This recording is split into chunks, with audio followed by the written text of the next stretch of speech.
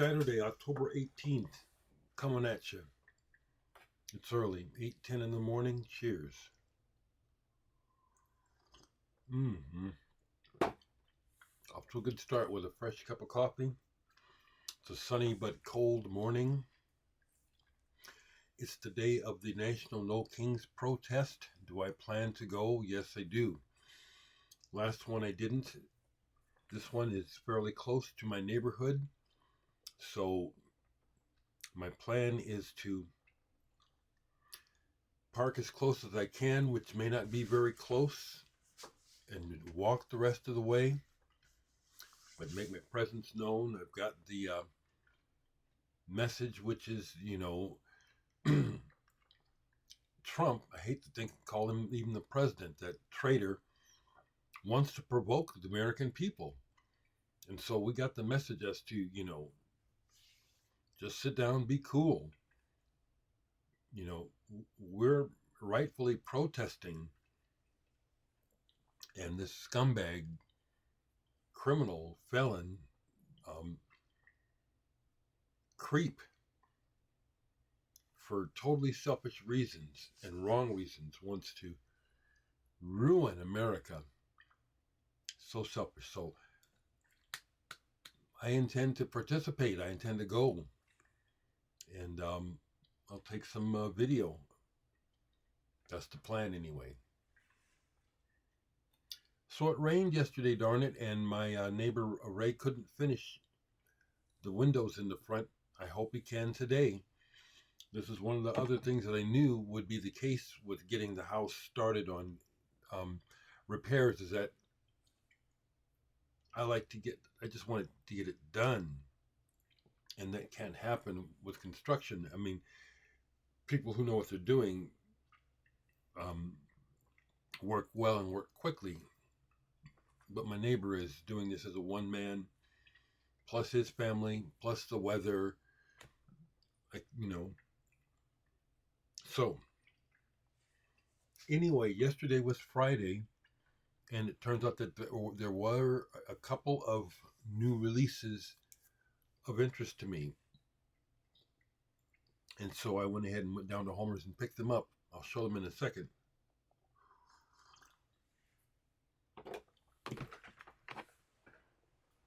I'm happy to say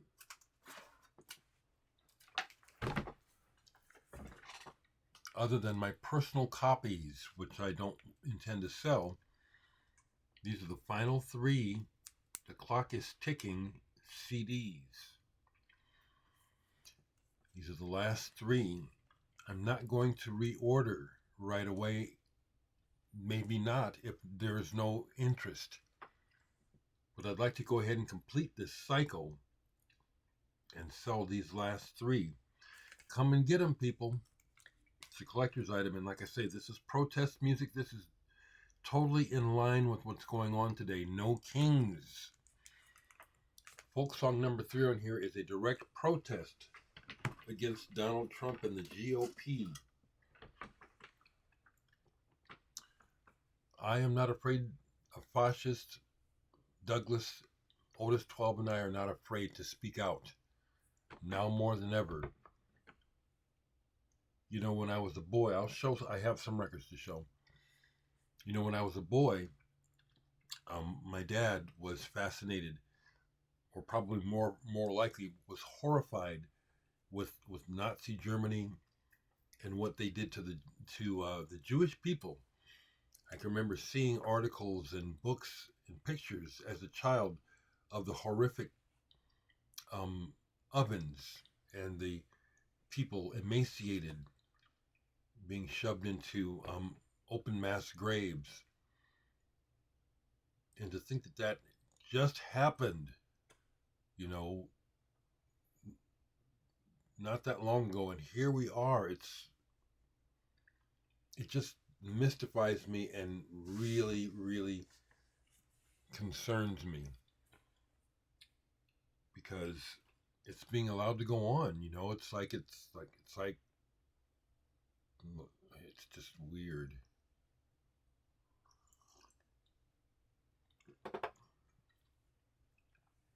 So I went to Homer's, but I didn't go to Grapefruit. Didn't want to spend money, but Homer's new release showed 2 new releases that I wanted, so I went and grabbed them. Plus 1 used record that's going to be going right back. And I have a couple of records that I played to show. So, to start with, this is the first time newly expanded and remastered edition collects the band's 3 2-pure EPs for the first time on vinyl, and it includes an Aphex Twin mixes and a previously unreleased demo of Mood Swing. Seefeel, Pure, Impure. So I picked this up. I like Seefeel, and this is cool because I didn't have these. I never owned these early EPs where you could hear the development of their dubby sound, how it developed. It's really grown over the years, their technique and how they put together this interesting sound that they do, which is in some ways parallel to My Bloody Valentine, the way that they smear the sound and you're not quite sure what is what. I like that. And so I like this quite a bit. Listen to all of it, all 4 sides. Seefeel, I like this band. The other thing that we got in new, although it is another reissue like that one, and I thought twice about it, but I like this band and I collect them. Boris. And I'm real glad I bought this. Boris, Drone Evil, Example, 2LP.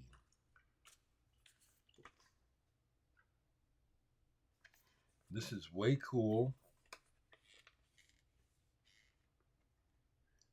I love the way that they present their stuff. Now they're like Taylor Swift, where they have figured out how to maximize their profits by making multiple versions of every album. And there's like 5 or 6 versions of this.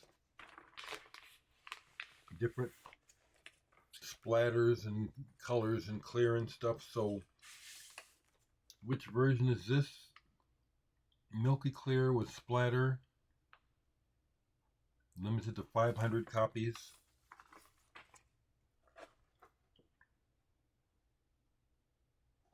The tour versions are even prettier. But this is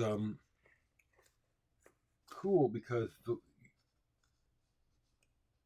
ideally what you're supposed to do with this is to play both sides simultaneously. Okay, come on, record.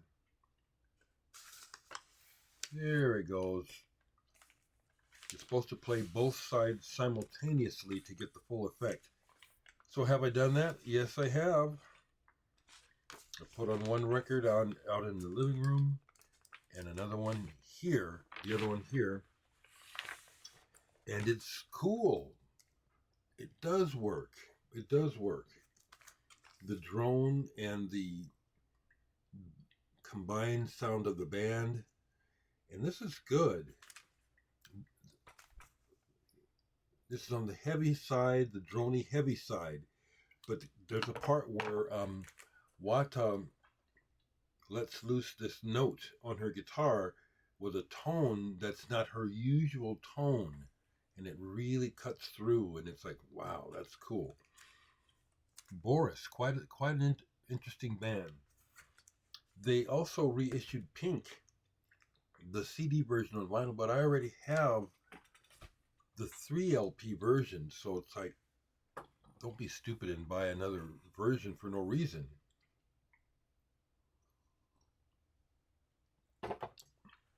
Now, while I was down there, I went through the used, and the used was more typical, where there was really nothing.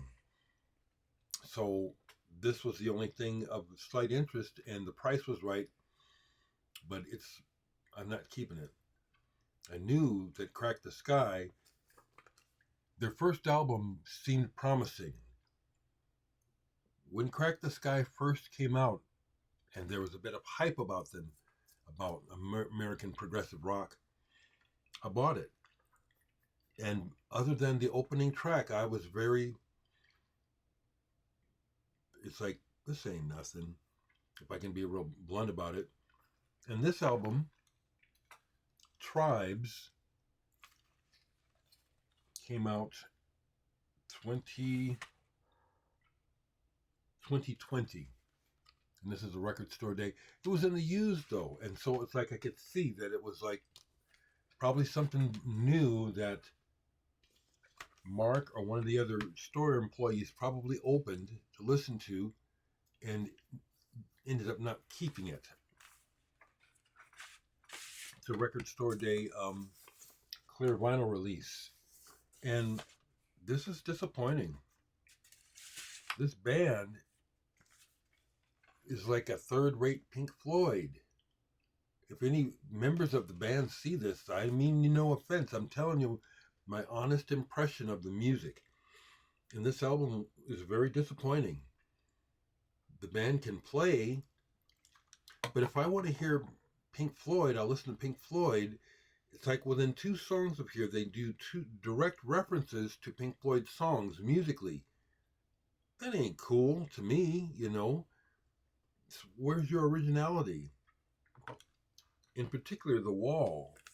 One song, it's like they make 2 musical references to The Wall. I don't think it's cool. I think it's like, we don't need it. And then the lyrics, oh my God, they're terrible. I can see where somebody might think they're kind of arty, but I thought, these are wretched lyrics. And working with Otis 12 right now just brings it into clearer perspective. He's not writing lyrics, he's writing poetry, but his words are strong. And that's why I'm working with him. This sort of stuff to me is crap. If you like the band, please don't come over here defending them to me. That's pointless. You like them, I don't. But I went ahead and took a chance because it was only $9.99 for a double album in the used section. It's like, oh no, this is terrible. Really. If I'm offending someone, it's just too damn bad because, you know, people try to offend me. You know what I mean? I'm an artist. Some folks don't like me. Don't like what I do. I can take it. I dish it out, I can take it. But I know what I do is more original than that. Crack the Sky. A couple of records in my collection got played. One was one where it's like, there's no point in trading this in because it's valueless. No one's going to buy this album. And years ago I bought this. Not exactly sure why. But I played a whole side of it. I enjoyed it. Probably the last time I'll ever play it. Angelo Branduardi. High Down Fair. Singer-songwriter. He has kind of a high, kind of a strange voice, really. It's not prog, not even proggy. I like the label, Musisa. I think I was seeing this album for a time a lot, somewhere, and finally was able to get it for maybe like $3 to $5. I know I didn't pay more than that for this, and bought it. Let's see if there's anyone in the band that I recognize. Nope. So, but I went ahead and just let it play and listen to it. Comparatively, the lyrics on this are passable, like compared to Crack the Sky. These lyrics are halfway decent. Angelo Branduardi. Anybody else have that record? Have any comments about it? I almost grabbed that Zephyr album that Artie asked me about. Zephyr, there's a connection to me. Tommy Bolin from Sioux City was in the band Zephyr. So I endeavored to get that album. I've used to own the first album, but Candy Gibbons' singing voice on that first album is absolutely grating. It's like for me, it's like fingers on a chalkboard, fingernails, horrid, horrid. And they tried to say that she was like Janis Joplin. That woman didn't have no tone. It was nasty. So their second album, Sunset Ride, which is almost totally different. Tommy Bolin is not on the album. There's a couple of tracks on that album that I like. The bluesy aspect of it, I don't. There's kind of a couple of kind of ambient rock songs on that album, so I kept it, but I didn't grab it to show it. But something else that I just pulled from over here where I was looking for something, it's like, I haven't played this forever. Susan Mazer, The Fire in the Fire in the Rose. Susan Mazer on the electric harp. This is wonderful. This is wonderful. Yes, it goes real clearly in the New Age section, but this is beautiful. She's got Babatunde on percussion, Dallas Smith, who I have one of his albums, on synthesizers, clarinet. This is really nice. It's got words on the back where it's reflecting this idea that the music is trying to express a life worldview that is more centered, positive, forward-thinking, life-affirming, and the music sounds like that. It's not treacly. This is beautiful. This is beautiful. So Susan Mazer, if you don't know her. Now, if I see it, because come on now.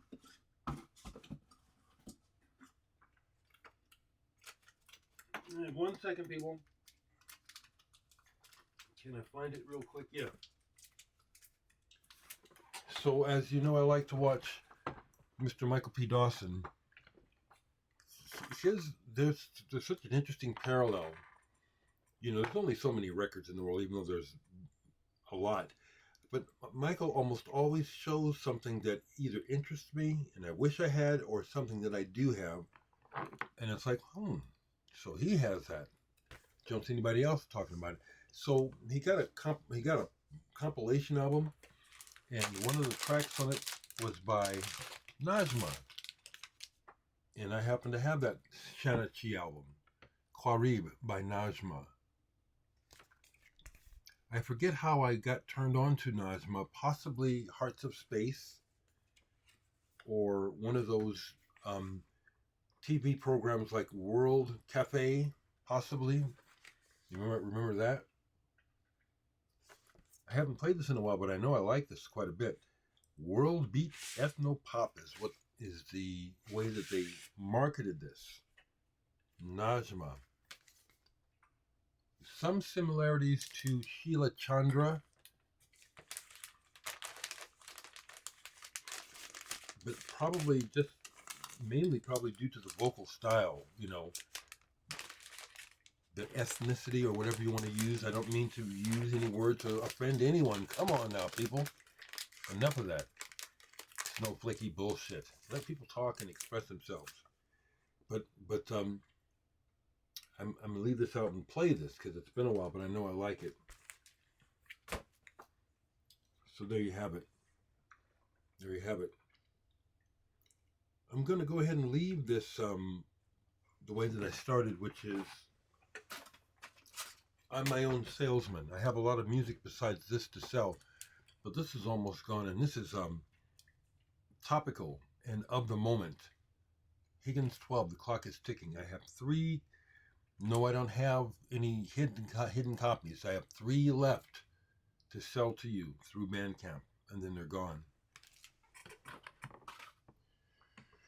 Let's see how the day goes with the No Kings protest, okay?